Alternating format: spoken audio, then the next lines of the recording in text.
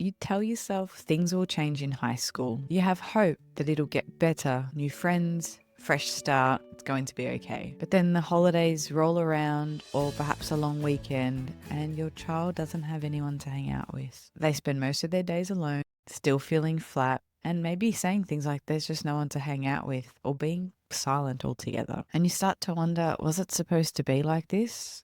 Are we doing something wrong? Am I doing something wrong? Are they doing something wrong? How can I help? What am I supposed to do? Today, I'm going to unpack a listener question, a message I got from a parent whose daughter is struggling to make friends in high school. I'll talk about what loneliness can look like in teens, why pushing activities on them often backfires and leaves you feeling like the bad guy, and what it really means to support a young person without trying to fix it. Because support isn't always about doing more. Sometimes it's about doing less, but being there anyway. Welcome to This Complex Life. Let's talk about the messy side of teen friendship and why a fresh start doesn't always fix everything. So today's listener question. Hi Marie, my daughter has trouble making friends. We really pinned all our hopes and things changing when she started high school this year, but has come around to the school holidays again and she's feeling sad and lonely. I don't know how best to support her. Should I fill her days with activities that I think might be fun? I know she probably doesn't want to spend every day with an adult, but I don't want to leave her in front of a screen all the time, as I can see what it's doing to her mental health. I currently work in a school, so I also have holidays off work. I can really sense the challenge that this parent is facing. On one hand, it's trying to facilitate activities that might encourage their child to make friends or create environments to make that possible. And the other side is the use of technology and what to do when your child maybe would like to do something else, but doesn't have those opportunities, doesn't have the connection with their peers, and so spends increasingly more and more time on devices, on technology, maybe watching TV, further isolating themselves. So there's a couple of really difficult things to grapple with for this parent. For some teens, high school is a bit of a fix. It can be a chance to make new friends, find your people, find your community. For some, I know there are some that I've worked with, that doesn't happen until they leave high school. They find a group of friends outside of school and that becomes their community. And high school is just something they felt they had to survive, which is actually, it's really sad. I really feel for those people to go through most of your high school years without having close friends and feeling different or odd.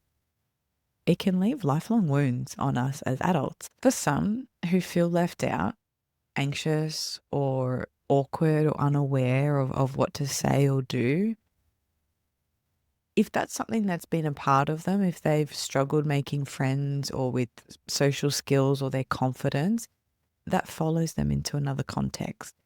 The skills don't just magically appear if they weren't there to begin with. So that's one part of this is sometimes we can recreate the same patterns because we bring with us those things. And it's hard. I mean, as a child, as a kid, how are you supposed to learn some of those things?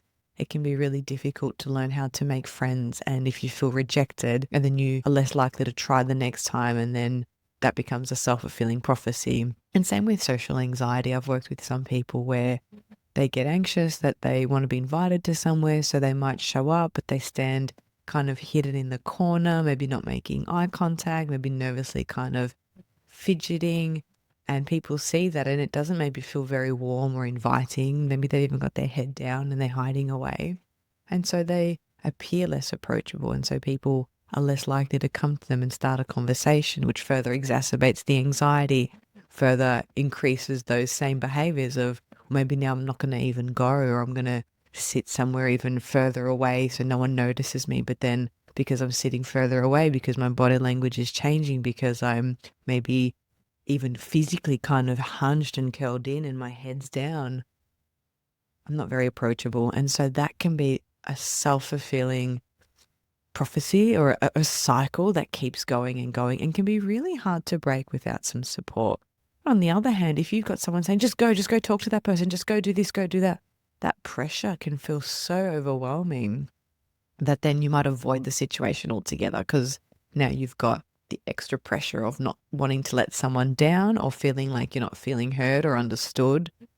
And that can create another set of challenges there. So social challenges often stem from how confident or not a young person feels, not the environment around them. There are exceptions to this. For some people, the confidence to handle situations, to have conversation, it comes from within them. And for some of the kids that struggle with school, with making friends at school, I've seen some who really struggle with communication across the board. They even struggle to talk to me. They might struggle to run into Coles and grab some milk or bread, and without, they go straight to the self-serve checkout because they don't want to even have to make eye contact or talk to someone, a stranger. They really struggle with that. And then I've seen others who struggle with their peers and people their age and are an absolute delight with adults or with little kids. They have this empathy and tenderness and ability to play and connect with younger kids and have these really beautiful, rich conversations with adults, but seem to struggle with people their own age. And so there's a variety of different ways that this can present itself that can help us determine what's actually happening. Is it an anxiety? Is it an awkwardness? Is there possible neurodivergence? And we need to explore, support for the environment to allow them to communicate in a way that feels respected and honored and helpful.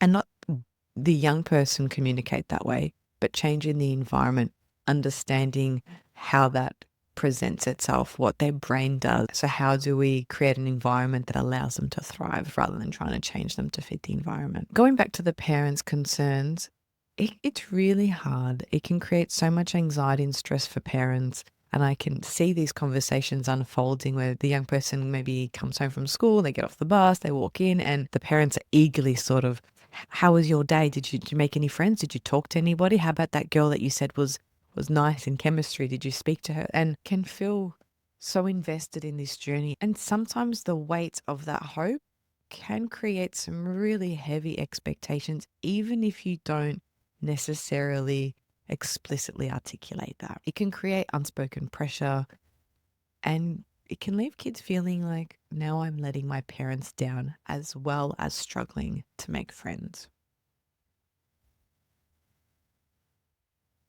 That pressure, even when it's subtle, can make people feel like they're letting someone down or they're failing or they're falling short.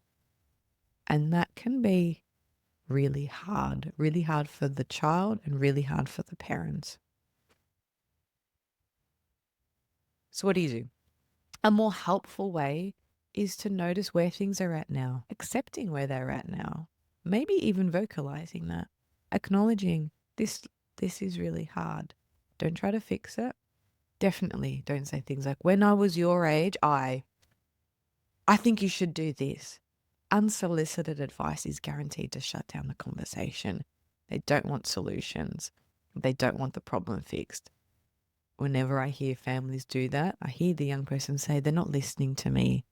I don't feel heard. Or they shut down completely because they're like, well, I've thought of that. If that was that easy, I would have done that. Or do you think I'm stupid? And so they shut down and you lose that connection. So now school is difficult, potentially difficult. They might still enjoy school but feel lonely. And our home is difficult and it's exacerbating the feelings of loneliness because the people who are my foundation or my safe place are adding to my distress. So now where do I go that I can be me and I can be accepted and I can be loved and feel worthy? It is worth trying to figure out the difference between loneliness and solitude. Some teens, some humans genuinely enjoy alone time. They'll hang out with people and then maybe come a Saturday, they are quite happy, especially, thinking it's winter, rugged up, hanging out with the dog or cat, watching some TV, doing a puzzle. They actually quite enjoy the solitude and have the capacity and the skills to connect with friends when they want to and need to. That's very different to someone who wants to and feels lonely. Some people can feel lonely in friendships. They might not feel like they quite fit in. They might not have the kinds of depth of conversation that they're hoping for. So loneliness can pop up in a number of ways, but there is a difference for those who are quite content with solitude and those who would like friends. And there's this bit in the middle where some people are so worried about the rejection, they have so much anxiety about talking to people that the avoidance of that feels comforting and reassuring. That's very different to needing downtime and liking some solitude and quiet time, because it's the avoidance and the relief of, whew, okay, so I didn't have to put myself out there. I didn't have to try. I didn't have to get rejected. I didn't have to have that conversation with someone and not know what to say next. And I'm going to say the wrong thing. I'm going to do the wrong thing, or they don't think I'm funny. Or if I make a joke, no one's going to listen. And so avoiding all of that can create some relief, but that's a false sense of comfort. Well, it's avoiding discomfort, but it's not the same as enjoying some quiet time and solitude. So instead of assuming, it's probably a good idea to ask them, do you like having quiet time? Or do you wish things felt a bit different lately? Offering that as an option to start a conversation can be really helpful. We want to be curious. We don't want to say, I listened to this podcast and I think you're avoiding socializing. We want to say, I've noticed you're spending more time on your own lately. Is that something that you enjoy? Do you wish that maybe things are a little bit different? What's that like for you? Asking those questions can be a gentle way to open up the conversation and resist the urge to try and fix it. Teens very rarely will say, I feel lonely. They might talk about things like being bored, being left out, or tired of always being by themselves, but they might not say lonely. So we're trying to clue in, like, got to tuning in to the words that they're using and see what's the meaning behind that. So I don't have anyone to hang out with. I'm kind of bored. Or I just sit by myself in the library. They might not say the feeling, I feel lonely. So what do we do when screen time might actually be meeting a need? It might be serving a function. So how do we respond to this with curiosity and without shame? Screens often act as a form of relief for everybody. We have a huge problem. I see this with families quarreling over their child's tech use. I see this with couples telling their partner to get off their phone. You're always on your device. You're not paying attention. I've seen commercials where people are glued to their phone and missing life happening around them. This is a big problem across the board. So what do we do for a young person? How do we support them to sit with and tolerate boredom and discomfort and not go to the immediate or instant gratification or distraction of a device? Because a device, it can offer things. It is structured. There could be games that you're playing, levels that you work towards. There could be a sense of accomplishment and achievement. It is reliable. And they're always there. You could be bored for 30 seconds on the bus, pull out your phone and entertain yourself. You could spend an entire international flight just scrolling through things, watching videos, entertaining yourself. It can offer connection, false connection for some people, but it can offer a chance to read things that other people have written, comment on things, be in small groups, be in chats where there are other like-minded people, and that can feel really connecting. And it serves as a really good, easy distraction. I'm bored, I'll get on this. I don't like what that person's saying, I'll tune into this. And sometimes it happens so quickly you don't even realize it. So we have to acknowledge that it's an easy and accepted and culturally normalized thing to do. Pick up a phone, pick up a device, spend hours on an iPad, laptop, phone. Removing screens without offering alternatives can feel really abrupt and disconnecting, especially if they're playing multiplayer games and it's just like, yep, internet's being cut off. It's sort of like walking out onto the middle of the soccer pitch and grabbing your midfielder child out and saying it's time to go home, and in front of all their teammates, physically grabbing them and walking them off the soccer pitch. That is what it can feel like for some kids who are connecting through online gaming. It doesn't mean you don't have boundaries. It doesn't mean you don't have rules and curfews and all those sorts of things. We want to be tactful with how that is done so that we don't further embarrass, humiliate, or shame and rupture the connection between parent and child, where they, again, don't feel supported, connected, no one gets them, they feel isolated everywhere they go. So instead of jumping straight to limits, try asking, what do you like about this? Or what helps you feel better when you're watching or playing XYZ? Maybe even ask, can you show me? Can we watch some of it together? So showing an interest in what they're interested in. Maybe you wish they were interested in science, or they were interested in the outdoors, or they liked making things or doing art or interested in studying. Maybe you wish that they were interested in all these things or a hobby or interest that you have. They might not be. And so meeting them where they're at is really, really important here. One, it shows curiosity. One, it shows I see you, you matter. I want to be a part of your world.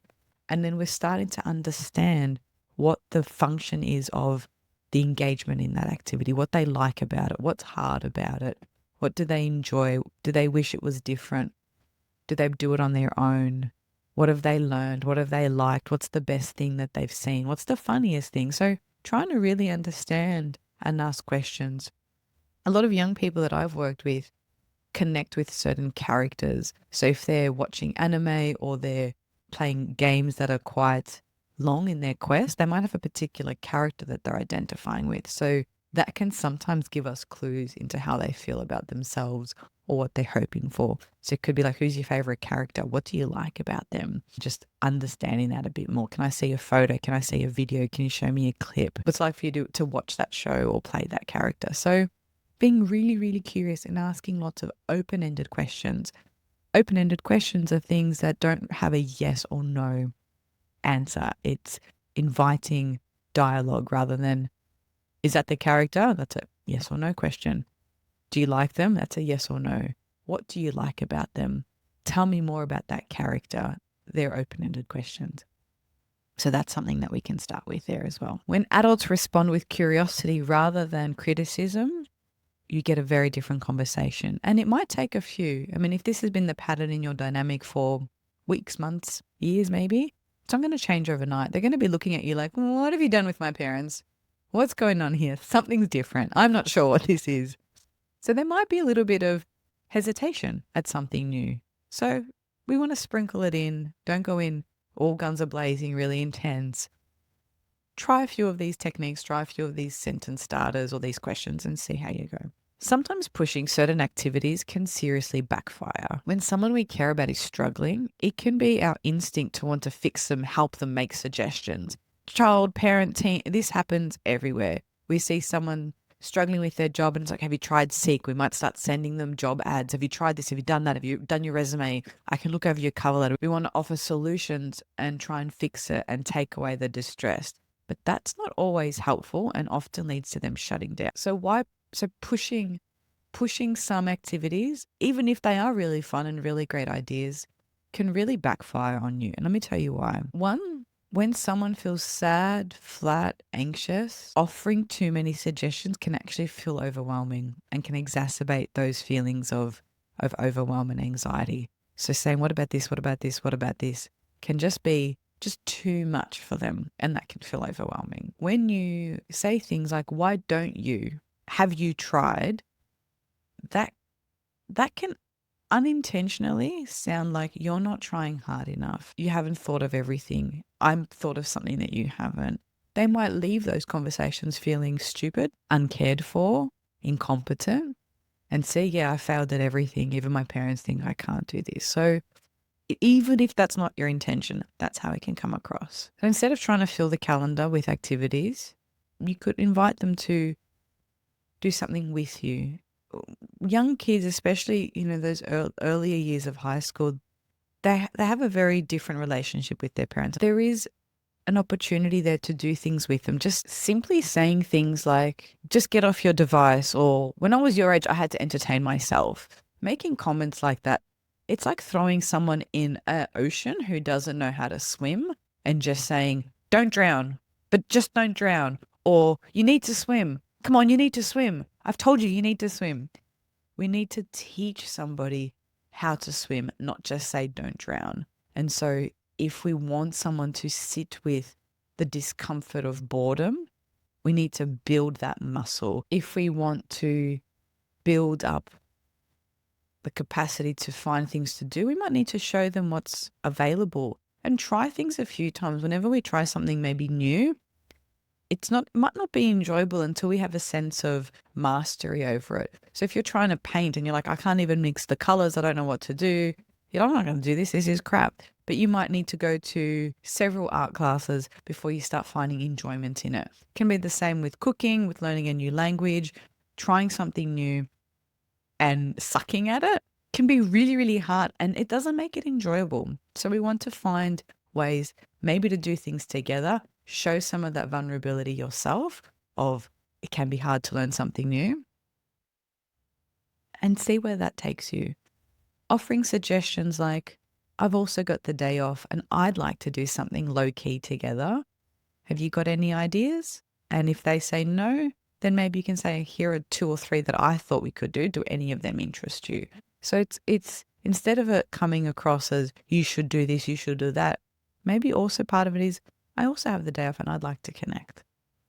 And then allowing downtime for binge watching something, vegging on the couch, maybe do some of those things together. Shared problem solving builds trust. So when I work with parents, we talk about the steps of emotion coaching, and that involves first noticing, naming the feeling, validating that. So no one invited you out for, to a party for the long weekend. That sounds really hard.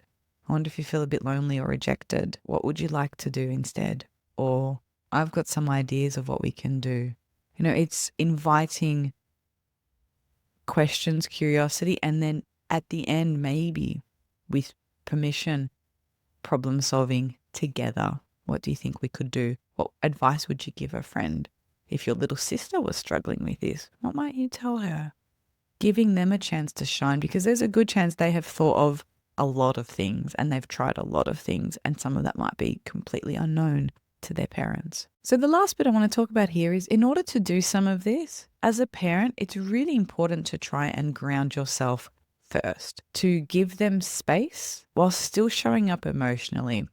Turning the dial on the pressure and being present without pushing can sometimes be one of the most supportive things that you can do. Sometimes well-meaning encouragement and nudging, like, go on, just go over there, why don't you talk to them, can really backfire. And I've had a beautiful family where this was happening. The parents would go to events like, I don't know, like the Life Saving Club. So if Life Saving Club might have a barbecue and that young person and family were involved in the club, and there'd be another person of the same age, and the mum would be like, go on, go talk to her. She's around your age, go see what she's doing. And that nudge, that pressure just meant that she started to then avoid those events altogether, or would shut down even more and feel like, well, now I can't talk to my mum about anything. And I can see that she's disappointed in me. And so that can really add up, and we don't want to be offering those little moments like that. Too much of that nudging, too much of those hints and clues, especially if they are uninvited. And you can see if their body language kind of shifts, if they lose eye contact with you, if they kind of hunch over, it's not landing for them in the way that maybe you hope. Over time, that can lead to further withdrawal from you and from people, because then it feels like conflict. If they feel like someone's watching them, judging them, observing them, it's going to really increase that anxiety. If someone's sitting there watching and being like, oh, are they talking to that person? Is that person, how's it going? Is it going okay? Have they made a friend? Have they swapped numbers? Oh my God, are they laughing or they're not laughing? Or what have they done? Why are they fiddling with that thing? And that observation, they can feel that, and that creates so much pressure. No one likes to feel observed like that. I know if I was being observed like that, I'd probably just trip over my own feet. That kind of keen observation, it does not help. So we want to create space. Emotional availability looks like staying close but quiet, offering connection in moments that they need and that matter, and trusting that even small moments of being there, of showing up, of emotion coaching, naming the feeling and letting it sit, those things matter too. We want to make sure that the relationship between the parent and child stays intact through this. Give them a breather. Offer calm presence, not performance expectations. Try collaborative check-ins. What have you already tried? What do you think might help next? Would it help if we worked through some of these ideas together? Support isn't about solving the problem. It's about helping them feel less alone while they figure it out. So if your teen is feeling lonely right now, you're not failing them. I'm sure you've tried everything you can, and this might be an ongoing process. If you're not sure what to do next, that's okay too. You don't need to have all the answers. Just keep showing up in small, steady ways. That's what helps them feel safe to put themselves out there and figure it out at their own pace.